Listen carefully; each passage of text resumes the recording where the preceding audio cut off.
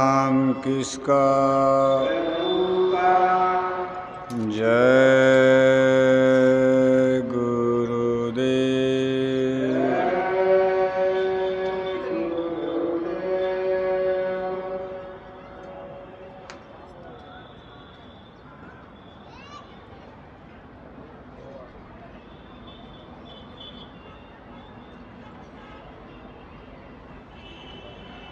परम पूज्य स्वामी जी महाराज, हमारी संस्था के प्रमुख संस्था अध्यक्ष, वक्त के सद्गुरु पूज्य हुजूर महाराज जी, आज के इस सत्संग समारोह में भाग ले रहे सभी सम्मानित सत्संग धर्म प्रेमी भाई बहनों, प्यारे बच्चों, परम पूज्य स्वामी जी महाराज का ये पावन वार्षिक भंडारे का कार्यक्रम आश्रम की इस पावन धरती पर प्रारंभ हो चुका। बड़ी आशा उम्मीद के साथ अपने अपने घर गृहस्थी के कामकाज को छोड़कर इतने टेम्परेचर में, इतनी गर्मी में अपना भाड़ा, किराया, डीजल, पेट्रोल खर्च करके अपने छोटे छोटे बच्चों के साथ आप इस दरगाह में तशरीफ़ लाए हैं। उद्देश्य आपका लौकिक और पारलौकिक लाभ फायदा। पारलौकिक के साथ साथ लौकिक भी फायदा लाभ, कि जब तक हम इस संसार में रहें हमारा ये जीवन सुख शांति अमन चैन से बीत जाए,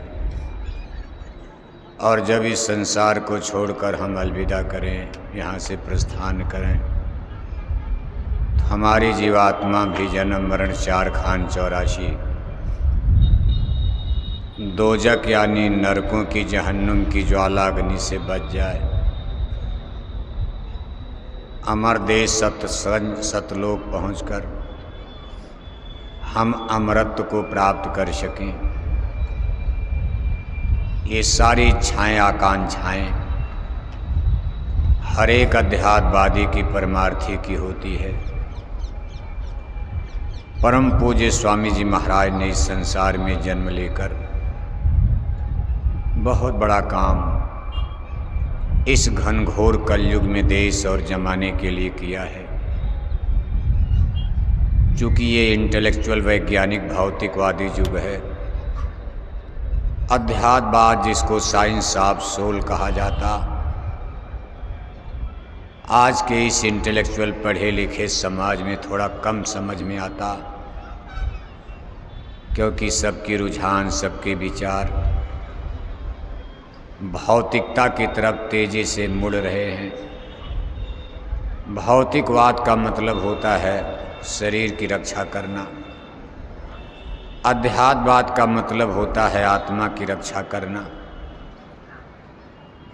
आज के ज़माने में आप देखते हो आत्मा के बारे में कम सोचा जाता। हमारा चिंतन, हमारी सोच, हमारा विचार सुबह से लेकर के शाम तक, शाम से लेकर सुबह तक, बल्कि कभी कभी तो जन्म से लेकर के मौत तक, कितने लोगों का पूरा लाइफ और जीवन शरीर की परवरिश में, शरीर की रक्षा में ही। डॉक्टरों का बड़े बड़े पीजीआई का, बड़े बड़े अस्पताल का चक्कर लगाते बीत जाता। वैसे शरीर को तो कोई नहीं बचा पाता। आप लंदन अमेरिका तक चले जाओ, लेकिन मैन इज मॉर्टल, शरीर को तो नष्ट होना है। लेकिन हम अपनी स्पिरिट यानी आत्मा के बारे में बहुत कुछ नहीं सोच पाते। गुरु महाराज ने हमको, आपको इसके लिए सोचने के लिए मजबूर किया। हमारा आपका चिंतन, हमारी आपकी सोच, हमारा आपका ख्याल, हमारा आपका विचार सत्संग सुना सुना कर उन्होंने इतनी ऊंचाई पर पहुंचा दिया कि आपको अपनी आत्मा की भी अब चिंता होने लगी है। आप ज़रूर इसके लिए चिंतित रहते हो कि भाई मेरा बुढ़ापा आ गया, शरीर रोगी हो गया, कोई शुगर का मरीज हो गया, कोई बीपी का मरीज हो गया, कोई हार्ट डैमेज है, कब चलने का वक्त आ जाए, लेकिन भजन तो कुछ बना नहीं। कम से कम इतना तो आपको चिंता सता रही है।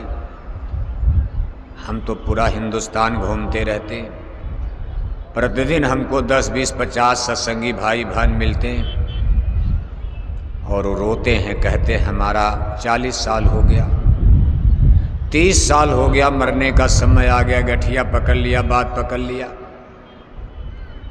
हमने जवानी में भी बहुत भजन किया, बुढ़ापे में तो होता नहीं, कमर में दर्द, पैर में दर्द, लेकिन हमारा भजन नहीं बना, हमारा क्या होगा? हम उसको विश्वास देते हैं, बस चिंता किए रहो, यही चिंता ही आपका काम बना देगी। नहीं जन्म में, अगले जन्म में, नहीं अगले जन्म में, फिर अगले जन्म में। लेकिन निश्चित है कि आप गुरु महाराज के प्यारे बन चुके हो। जिसको संत सदगुरु की तरफ से नाम बीज पड़ जाता, जिस घट में, उसको जन्म दर जन्म कोई नष्ट नहीं कर सकता। संत डारिया बीज घट धरती जेह जीव के, को असमरथ हो जो जा रहे उस बीज को। कछु काल के बाद वह बीजा अंकुर गहे, जब जब आवें संत अंकुरी उन संग लगे। कहा जैसे किसान खेत में बीज छींटते हैं, बोते हैं, कभी कभी कुछ बीज मेड़ पर चला जाता, खेत के बाहर भी चला जाता, लेकिन आवश्यक नमी यानी जल नहीं मिलता है तो जमता नहीं, लेकिन बीज उसी में पड़ा रहता, पानी बरसता है, बूंदे गिरते हैं तो जम जाता। बीज नष्ट नहीं हो सकता। ये बीज तो थोड़ी देर के लिए नष्ट हो भी सकते, लेकिन ये नाम का बीज कभी नष्ट नहीं हो सकता। अगर मान लो नामदान लेकर किसी की उर्वरा मिट्टी नहीं है, यानी खेती करने लायक जमीन नहीं है, बीज पड़ गया, ऊसर है, बंजर है, पथरीली है, तब भी बीज रहता है, जम जाता है। ऐसे मान लो किसी का हृदय, किसी का घट यानी अंतःकरण अभी भजन करने लायक नहीं है, नाम तो मिल गया, लेकिन इसका मतलब नहीं कि उसने भजन नहीं किया तो नाम का बीज नष्ट हो जाएगा। यही नामदान उसको अगला मनुष्य जन्म का अधिकारी बना देगा। ये नामदान संतों का नामदान दिया हुआ, इस जन्म में कभी माला पूजा नहीं किया, नामदान तो जवानी में मिल गया, माला पूजा कभी नहीं किया, तब भी मानो जन्म मिलेगा। इतनी बड़ी गारंटी ये संत मत में मिलती है। उस जन्म में मान लो वो गुरु न भी रहें तो उस समय धरती पर जो गुरु, जिनको वक्त गुरु कहा जाता, वक्त गुरु माने प्रेजेंट सिर्फ वर्तमान समय में जो मास्टर स्कूल में हैं उनके हवाले हो जाएगा, उसको पढ़ाएंगे। ज्ञान विद्या तो वही रहेगी, टीचर ज्ञान वही रहेगा, बस मास्टर थोड़ा बदल जाते हैं। और हर मास्टर स्कूल में 2 दूनी 4 ही पढ़ाएगा, ये नहीं कि कोई 2 दूनी 6 पढ़ा देगा, ज्ञान तो गलत होगा नहीं। मास्टर रिटायर होते हैं, मास्टर मर जाते हैं, सरकार दूसरा मास्टर लाती। और जब आप स्कूल से निकलोगे, जब तक मास्टर की दस्तखत, मास्टर का हस्ताक्षर न हो, आप कितनों ज्ञानी विज्ञानी बन जाओ, आपकी मार्कशीट, आपकी सर्टिफिकेट रजिस्टर्ड नहीं हो सकती। जो मास्टर चले गए उनकी दस्तखत मंजूर नहीं है, जिन्होंने आपका नाम लिखा था। वो दस्तखत करने तो आएंगे नहीं जो वक्त का मास्टर होगा। जब आपने स्कूल में भर्ती लिया तब दूसरे मास्टर थे, आज आप स्कूल से निकलने जा रहे हो, दूसरे मास्टर हैं। लेकिन आपके सर्टिफिकेट मार्कशीट पर आपके ज्ञान की समीक्षा जो वर्तमान का मास्टर होगा उसी की हस्ताक्षर दस्तखत मानी जाएगी, जबकि उसने आपको पढ़ाया नहीं, वो आपका मास्टर, लेकिन दस्तखत उसी की होगी। इसीलिए कहते हैं कि वक्त गुरु को खोज तेरे भले की कहूँ। ये संत मत नहीं, सृष्टि का नियम कानून कॉन्स्टिट्यूशन ऑफ गॉड है। कभी कभी हम आप इसमें धोखा खा जाते हैं कि नहीं नहीं ये क्या हमारी गुरुवाई करेंगे, हमको क्या ज्ञान देंगे, ये तो हमारे सामने थे, हमारे गुरु भाई हैं, हमसे उम्र में छोटे हैं, ये है तमाम बात।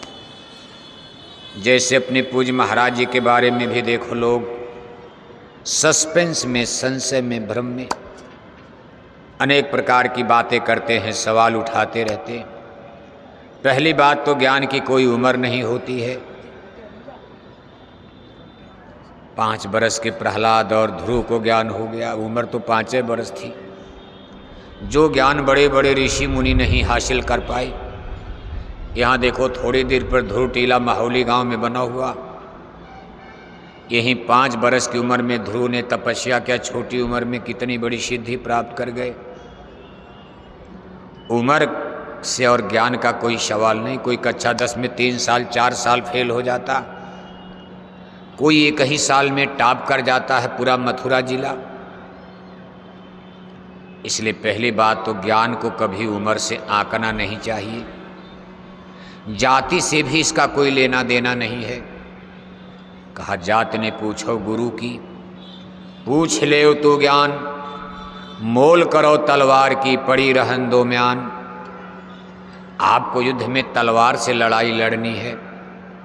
म्यान यानी खोखला सोने चांदी का है और उसमें लकड़ी की तलवार डाल दी जाए और आप लड़ाई में चले गए, तलवार निकालोगे, लकड़ी की तलवार टूट जाएगी। म्यान लकड़ी की है लेकिन तलवार उसमें स्टील की है, लोहे की है, आप युद्ध जीत जाओगे। ऐसे शरीर किस जाति का कहाँ जन्म लिया, कैसे जन्म लिया, इसका कोई फर्क नहीं पड़ता।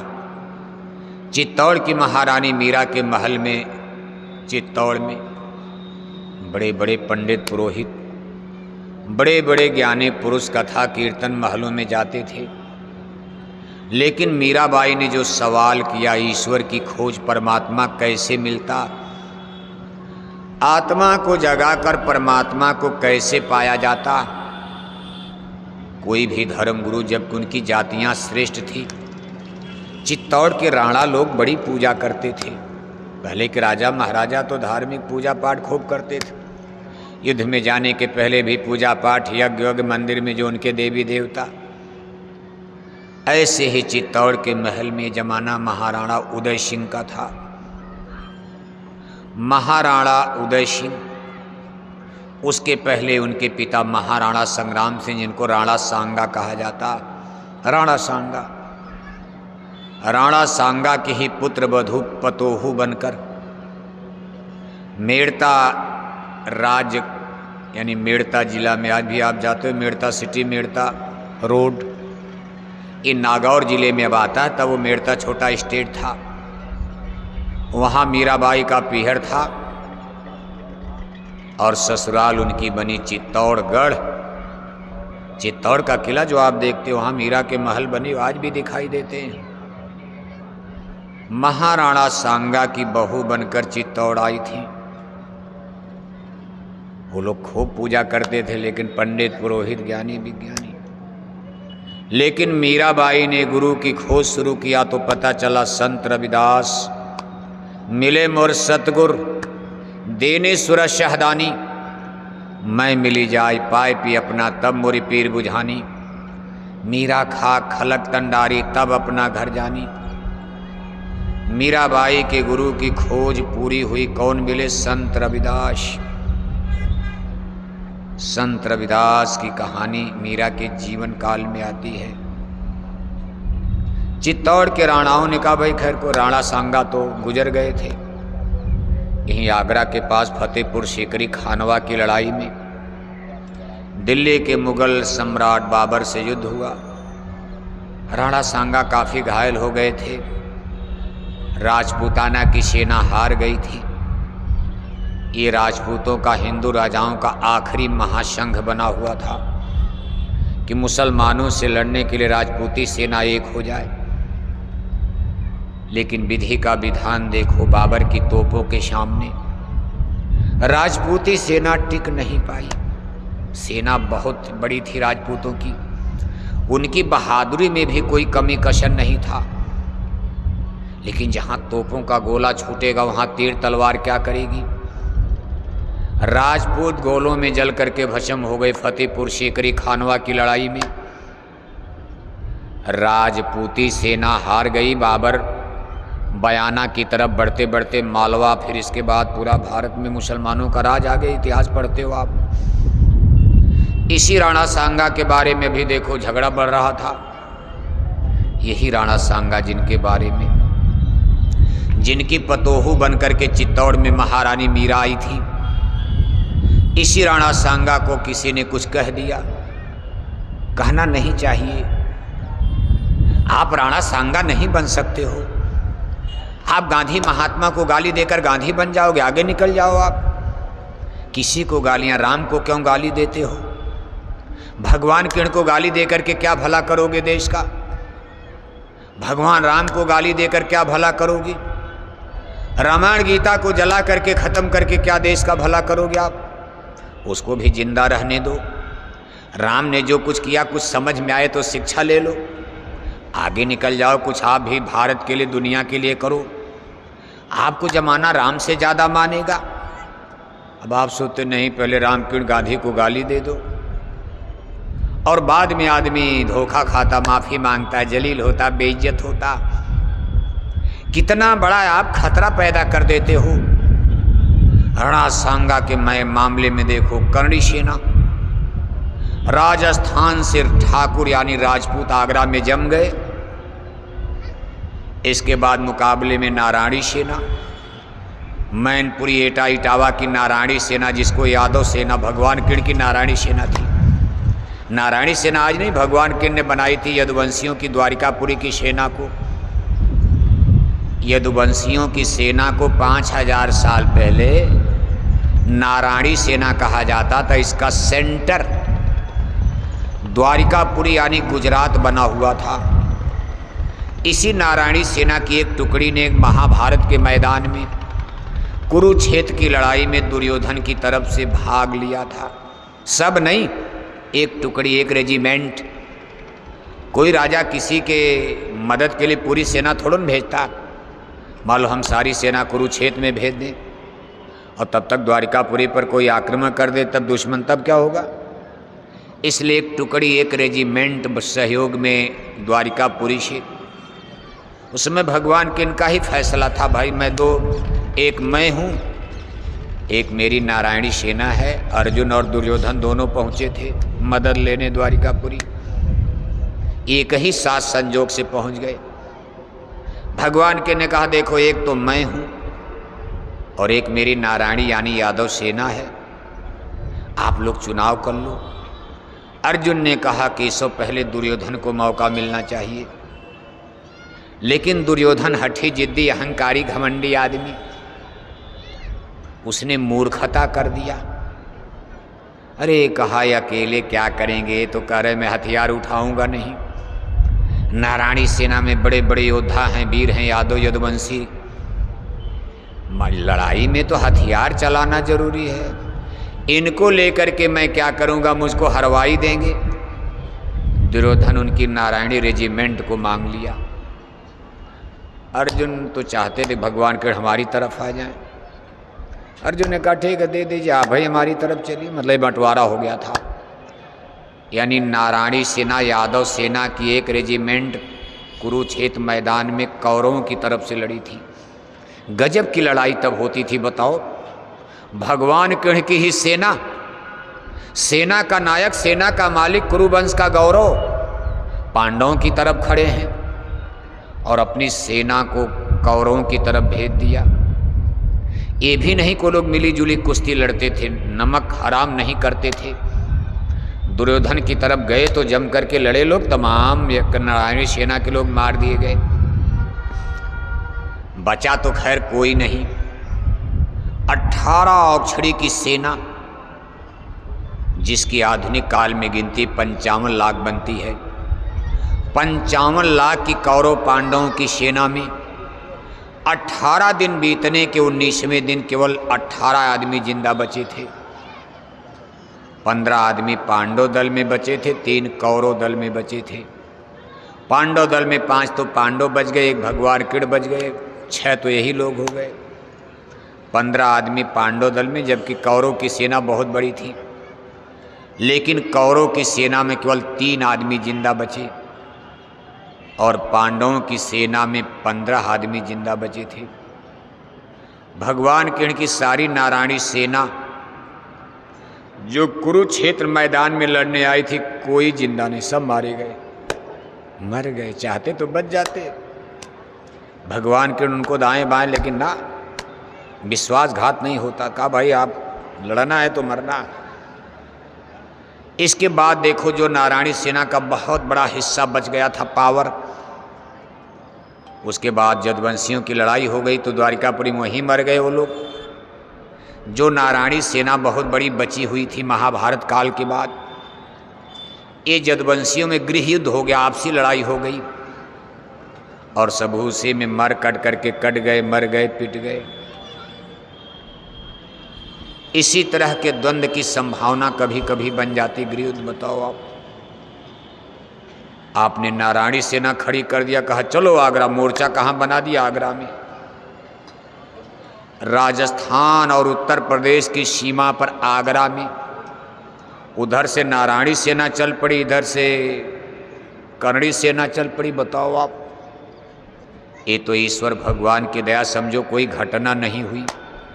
यादव ठाकुर लड़ जाएंगे तो भारत का क्या होगा, कभी सोचा है? अगर यादव और ठाकुर भारत की धरती पर युद्ध में रत हो गए, गृह युद्ध, इसको गृह युद्ध कहा जाता है। घर की लड़ाई, गद्दी कुर्सी के लिए लड़ो आप, उसके लिए डेमोक्रेसी है, प्रजातंत्र, लेकिन तलवार लेकर, बंदूक लेकर के। अगर यादव और ठाकुर भारत की जो मजबूत जातियां लड़ जाएंगी, इतिहास कभी आपको माफ नहीं करेगा। खैर कोई घटना नहीं हुई।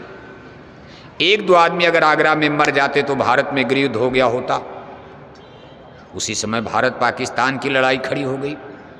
आप यादव ठाकुर लड़ोगे घर में, दुश्मन परमाणु बम लेकर के पाकिस्तान की सीमा पर तैयार खड़ा। आपको पाकिस्तान से लड़ना है, चीन से लड़ना। हमारे 2 दुश्मन परमाणु बम लेकर आंख दिखा रहे हैं और आप यहां लड़ाई लड़ने जा रहे हैं, आपसे में लड़कर मर जाओगे आप। विनाश काले विपरीत बुद्धि, क्या किया जाएगा। हो जाता है कभी कभी। इसी देखो राणा सांगा, चर्चा थोड़ी इधर चली गई। उसी महाराणा सांगा की पतोहू बनकर महारानी चित्तौड़ में मीरा आई और गुरु की खोज में खोजते खोजते संत रविदास मिले, मुर्शद गुरु। राणा लोग कहने लगे ठीक है महारानी पूजा करें, क्या फर्क पड़ता। लेकिन जब राणाओं को पता चला कि भाई रविदास का पता लगाओ, अब जो पंडित पुरोहित थे चित्तौड़ के राजाओं का कान भरना शुरू कर दिया। कहा महाराज महारानी तो पतित हो गई, अशुद्ध हो गई। कहा क्यों? अरे कहा उन्होंने एक चमार को गुरु बना लिया। रविदास जी काशी में पैदा हुए थे, कबीर साहब से उनको गुरु मंत्र मिला था, नामदान। रविदास जी साहब कबीर के समकक्ष थे, कबीर साहब ने उनको गुरु मंत्र दिया था, नामदान। नाम कमाई, शब्द कमाई का रास्ता साहब कबीर से प्राप्त हुआ था काशी में, बनारस में। चमड़ा सीकर बाल बच्चों का गुजर करते थे। रविदास जी की ख्याति जब काशी नगरी में सूरज निकलेगा तो अपने आप पता चलता।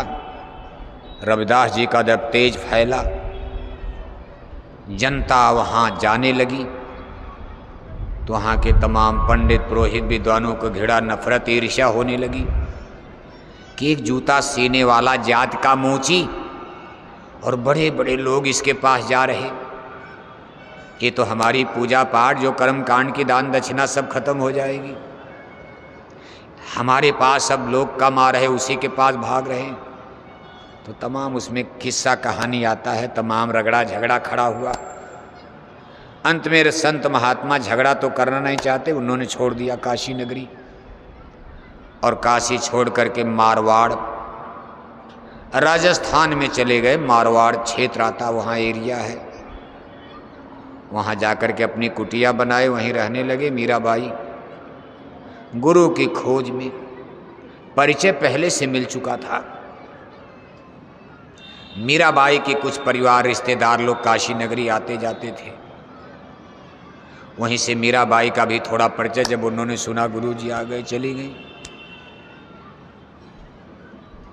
एक दिन की घटना है, राणाओं ने सांप पिटारा राणा भेजे, दिए मृतनी नेगलडार। चूंकि मीराबाई को जनता चित्तौड़ की बहुत मानती थी, तो सीधे उनको मारा नहीं जा सका। अब उनको बेइज्जती लग रही है, काहे मान नहीं रही, साधु संतों की संगत में जाती हैं। पर्दा प्रथा बहुत है, वो भी राजाओं के लिए, वो भी जात के मोची के पास जाना। अब एक राणा को कैसे मंजूर होगा? कभी इनको ख़त्म करना जरूरी, मानेगी नहीं, बेइज्जती हो रही है। और पंडित पुरोहित पीछे पड़ेंगे, महाराज ये नाक कट गई आपकी। चित्तौड़ के राजवंश की नाक कटा दिया रानी ने। साधु संतों के साथ बैठना, उनके साथ घुलना मिलना, बताओ, नाचना गाना, भजन करना, कीर्तन करना, महाराज ये क्या हो रहा? इतना